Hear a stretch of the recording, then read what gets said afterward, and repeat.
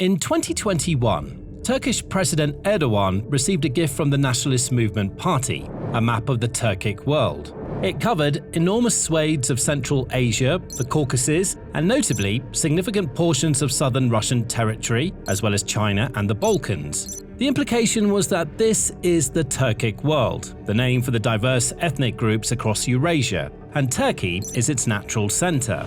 Rather than public outrage, the Kremlin spokesperson Dmitry Peskov simply dismissed the map's accuracy, noting that the true center of the Turkic world was actually the Altai region, which happens to sit squarely inside Russia's borders.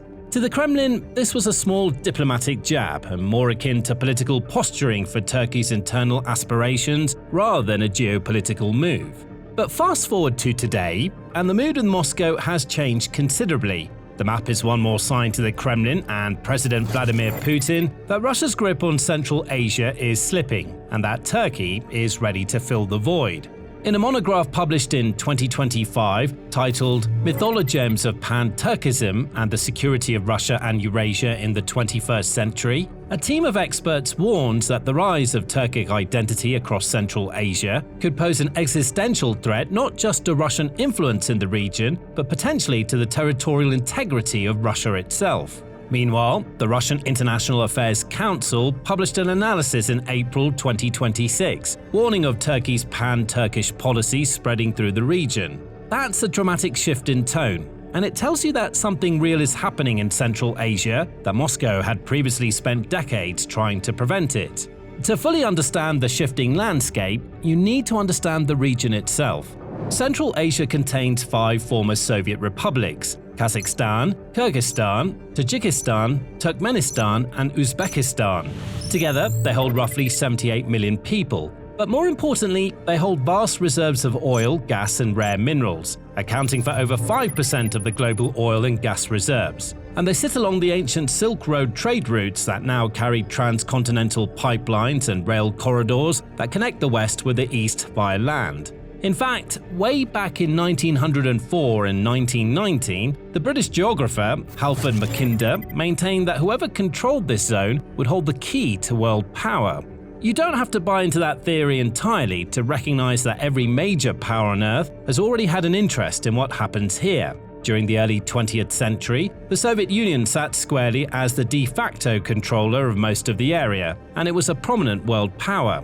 And today, Russia, China, the United States, the European Union, Iran, and even the aforementioned Turkey are all competing for influence over the region for 30 years. The main difference now is that Russia's influence is slowly being eroded. After the Soviet collapse in 1991, Moscow locked the region in through a web of institutions and pressure. The Commonwealth of Independent States tied many of the economies together. The Collective Security Treaty Organization, CSTO, was supposed to be the military glue. Moscow signed bilateral defense treaties with several of the 5 republics, stationed Russian troops along key borders in parts of the region, and controlled many of the pipeline routes through which Central Asian oil and gas reached the world. When any of these countries stepped out of line, the Kremlin didn't hesitate to squeeze the noose just a bit tighter. Moscow reportedly demanded a 20 to 40% stake in Kazakh deposits that were still in the exploration phase, almost completely suspended oil exports from Kazakhstan from May to August, and also pressured Turkmenistan over gas revenues. The region was consistently a Russian point of interest, primarily because its economies remained deeply tied to Russia through trade, energy infrastructure, and remittances sent home by millions of Central Asian migrant workers employed there. And for a long time, it worked. Central Asian leaders were economically dependent on Moscow, militarily reliant on Russian security guarantees, and culturally still shaped by 7 decades of Soviet rule. Russia even remained the de facto language of inter-regional communication. The Cyrillic alphabet, imposed by Stalin in the late 1930s to cut Central Asians off from their pre-Soviet literary heritage and from Turkey, was still in use across the region. In fact, the people who live in 4 out of the 5 republics, Uzbeks, Kazakhs, Kyrgyz, and Turkmens, shared common ancestry, religion, and linguistic ties long before the Soviet Union, with minorities scattered across the area. While these identities were not created by the Soviets, Moscow formalized and rigidly divided them into separate republics during the Soviet period, often cutting across existing cultural and demographic connections. Central Asia was essentially fragmented and then molded into what Russia wanted it to be. Fast forward to the 21st century and Russia's invasion of Ukraine. Central Asian leaders watched Russia annex Crimea in 2014, a move that Turkey, itself as a NATO member, criticized. Then the full-scale war started in 2022. The Turkic world then started considering who could be next, regardless of the outcome. Some leaders actively reaffirmed Ukraine's territorial integrity, despite trying to get as much as possible from their existing deals with Moscow. Kazakhstan's President Tokayev publicly stated he wouldn't recognize the supposedly breakaway Ukrainian territories Russia was annexing, all the while being on Russian soil. That kind of statement would have been unthinkable a decade earlier.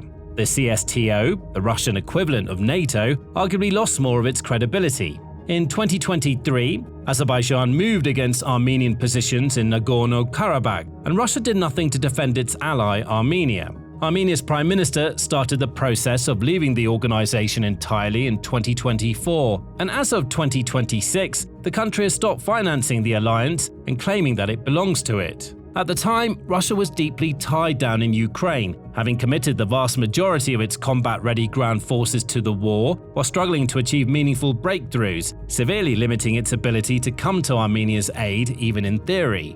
Against this backdrop of Russia's military retreat, Kazakhstan and Uzbekistan have continued transitioning away from the Cyrillic alphabet toward Latin-based scripts, while Kyrgyzstan has increasingly debated making a similar shift. The countries are renaming cities and significant geographical locations to remove Soviet-era Russian designations.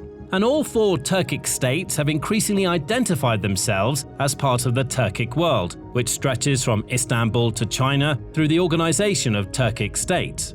Which brings us to the idea of Pan-Turkism, or the political unification, or at least coordination of the Turkic world. This actually dates to the late 19th century, when Turkic intellectuals in the Russian Empire and Ottoman thinkers looked toward their cultural roots in Central Asia. It was a powerful idea that the Soviet Union spent enormous effort suppressing, hence the fragmentation and renaming of entire nations, languages, and the imposition of foreign scripts. Even the word Turkestan, which was the traditional name for the entire region, was banned from Soviet documents and replaced with Soviet Central Asia due to carrying Pan-Turkic associations. Fast forward to the fall of the Soviet Union, and Turkey's re-engagement with Central Asia begins. The then President Turgut Özal recognized the independence of the Central Asian republics faster than almost anyone else, and threw Turkey into the region with reckless abandon. In the years following the Soviet collapse, Turkey established three major universities in the region: the Kazakh-Turkish Ahmet Yasavi University in Turkestan, the Kyrgyz-Turkish Manas University in Bishkek, and the International Turkmen-Turkish University in Ashgabat. Turkey poured over $3.8 billion in Central Asia and the Caucasus between 1992 and 2003, which is equivalent to around $7 billion today when adjusted for inflation. Over 1,170 diplomatic delegations visited the Turkic republics in the first year of independence alone. By some accounts, Özal worked himself to death on diplomatic tours of the region, dying in 1993 following a circuit of all Turkic republics. That first push led to Russia pushing back hard. Using its economic leverage, it limited the new republics from being able to access international assistance. Turkey's own economic instability and political turbulence in the mid-1990s reduced the resources available for Central Asia. And Central Asian leaders, having just escaped one world power, were in no hurry to subordinate themselves again. After the AK party, led by Erdoğan, came to power in 2002 and wanted to make the country a regional power within the broader Mediterranean context, Turkey's foreign policy shifted toward the Middle East and Central Asia dropped down the priority list. For example, in 1992, nearly all of Turkey's aid went to Central Asia. In 2005, 55% of TICA's projects were conducted in Caucasian and Central Asian countries. This was reduced to 36% in 2010. Aid to Tajikistan peaked at nearly $650 million, only to drop $5 million per year. But Turkey never left entirely, and instead of direct financial aid, it created institutions that would slowly shift the Turkic country's sentiments toward the former. The Cooperation Council of Turkic-speaking states was established in 2009 and then became the Organization of Turkic States. The Turkish state broadcaster TRT launched TRT Avaz in 2009, broadcasting in Azerbaijani, Kazakh, Kyrgyz, Turkmen and Uzbek, beaming Turkish news and developments directly into Central Asian living rooms. Trade between Turkey and the region grew from $838 million in 2002 to $9.5 billion in 2021, and nearly 4,000 Turkish companies were operating across the 5 countries. Then came 2020, and everything accelerated. The war in Ukraine, the CSTO's implosion in the Armenian-Azerbaijani conflict, the US withdrawal from Afghanistan all created a security vacuum on Central Asia's southern border, and China's growing economic dominance over all of Asia.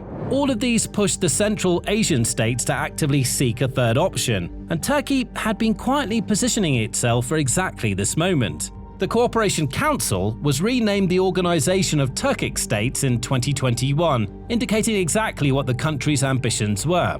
In 2021, the organization adopted Turkic World Vision 2040, a roadmap explicitly modeled on European Union integration, with targets for a common market, a common alphabet, shared institutional frameworks, and deeper political and security coordination. The bloc's internal trade figures show how fast things are moving. They went from $33 billion among member states in 2022 to $42 billion in 2023, which is a jump of 27% in a single year. Turkey's bilateral trade with the region leapt to around $13 billion in 2023. Kazakhstan and Turkey have agreed to push bilateral trade to $10 billion by 2030, from a confirmed figure of $6.3 billion in 2023. Even Azerbaijan's inclusion in this regional alignment is strategically significant. Turkey backed Azerbaijan militarily and politically throughout the Nagorno-Karabakh conflict, and Azerbaijan's victory cemented Turkey's reputation as a reliable security partner. Now that Azerbaijan has joined the Central Asian Consultative Framework, it can act as a literal geographic and political bridge between the 5 Central Asian states and Turkey proper. Turkmenistan is also likely considering full OTS membership, which would complete the Turkic bloc. But this is all about politics. The real reason why Russia is no longer in the running for the key influencer over Central Asia is its military, or lack thereof. But before we get to that, make sure you're subscribed to The Military Show. We post daily videos on recent events and major geopolitical changes across the world. Back to the military of Central Asia. Most of the armies were equipped with the Soviet Union's hardware, later backed by continued Russian support and training, all organized with Russian doctrine as the base. And for a long time, whenever one country needed military assistance, Russia would send its troops. In fact, this happened in 2022 when Russia sent peacekeeping troops to Kazakhstan amid the January unrest over fuel prices. But Russia has failed to make meaningful progress over the course of 4 years of war in Ukraine, leading many to doubt what the Russian army can actually achieve in the context of modern warfare. And on the other side, you have Turkey. Turkey's Bayraktar TB2 drone established its reputation in Libya and Syria, then proved itself decisively in the Nagorno-Karabakh War of 2020, where it devastated Armenian armor and air defenses.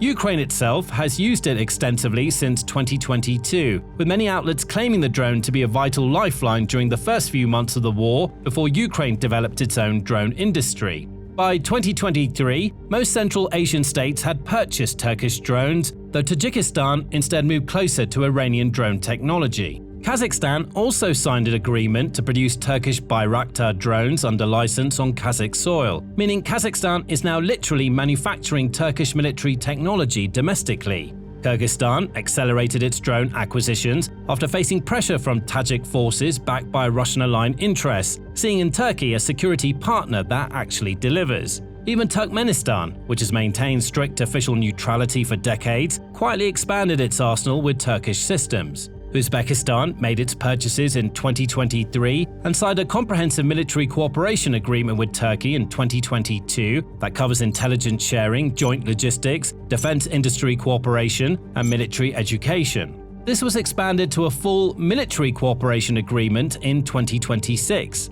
Turkey is also deliberately keeping relations bilateral rather than creating a formal bloc, knowing that Turkic states will likely be opposed to a direct creation of a military bloc similar to the former Soviet Union, bringing even more popularity points for future cooperation. And given what we've seen of Russia's inaction in Armenia, retreats from Syria, and the state of the CSTO as a whole, it's safe to say that some Turkic states no longer feel that Russia has their back. Kazakhstan, in particular, is the largest non-Russian member of the CSTO, and some polls have suggested that native support for the existing alliance is low. The country has also started hedging its bets against Russia by placating both Turkey with the aforementioned trade increases and China by becoming a core part of the Belt and Road Initiative to expand China's influence further west.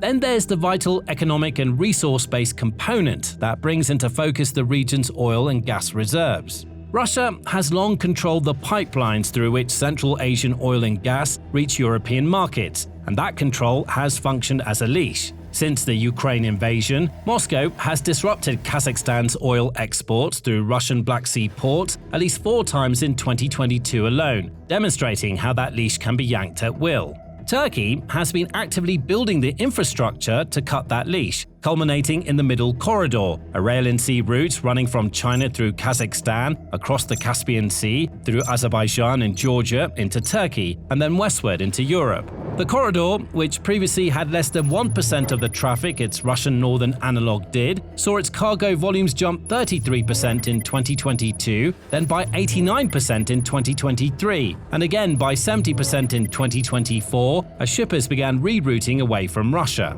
The World Bank projects that with the right logistics improvements, freight through the corridor could triple to 11 million tons by 2030. The European Union, the Asian Development Bank, and multiple bilateral partners have all committed to developing the project. Turkey sits at the western end of this corridor, which gives it enormous geographic leverage. On natural gas, Turkey is also pursuing the Trans-Caspian pipeline, which would carry Turkmen gas under the Caspian Sea to connect with the Southern Gas Corridor and deliver it to European markets through Turkey. This project has been in inactive development since 1997 and has been blocked every time by Russia and Iran, both of whom stand to lose if Turkmen gas reaches Europe without passing through their territory. But in 2024, Turkey and Turkmenistan signed a memorandum of understanding on natural gas transfers, the first concrete step toward making this pipeline a reality. Turkmenistan, which has the world's 4th largest proven natural gas reserves and has been almost entirely dependent on China as a buyer, has strong incentives to diversify.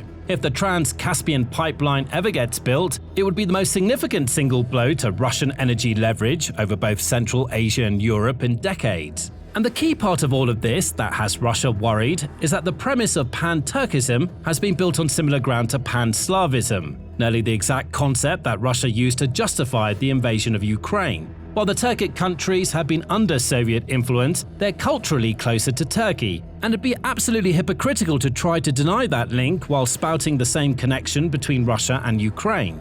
Some Russian analysts have been taken to framing Pan-Turkism as a NATO conspiracy, claiming it as an orchestrated Western operation designed to undermine Russia from the south. More specifically, this framing is tied to Turkey's NATO membership and its decision to invoke the Montreux Convention during the war in Ukraine, restricting the movement of additional warships through the Turkish Straits and further complicating Russia's position in the Black Sea. None of this means Turkey is simply taking over where Russia left off. Turkey doesn't share a border with any of the 5 Central Asian states. Russia and China do, and geography has certain advantages in trade, infrastructure, and military reach that diplomacy and drone sales can't fully offset. China's trade with the region is an astounding $89.3 billion. The European Union trades in $74.65 billion, and Russia itself still trades in approximately $40 billion.